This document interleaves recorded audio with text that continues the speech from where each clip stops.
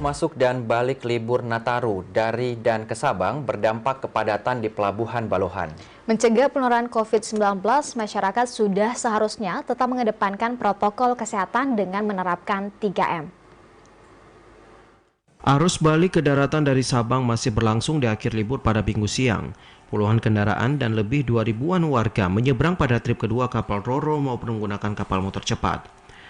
Kepadatan arus balik ini memungkinkan terjadinya kerumunan baik di antrean tiket maupun ruang tunggu pelabuhan.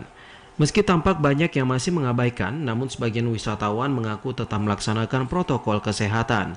Seperti diungkapkan Juneri Pratama yang akan kembali ke daerah asalnya. Kami jalan-jalan ke Sabang dari Banda juga. Kami ada bawa keluarga besar, ada 3 keluarga besar. Jadi ada sekitar 11 orang. Ya kami balik sekarang ya karena udah mau masuk sekolah, jadinya udah persiapan pulang nih sekarang. Pada pemberangkatan kapal feri dari Balohan siang ini masih tampak sejumlah warga yang abai terhadap protokol kesehatan. Kebanyakan mengaku Sabang merupakan daerah hijau sehingga masih relatif aman dari virus COVID-19. Untuk hari Minggu ini terdapat 4 trip kapal Roro dari Sabang dan 4 trip kapal cepat.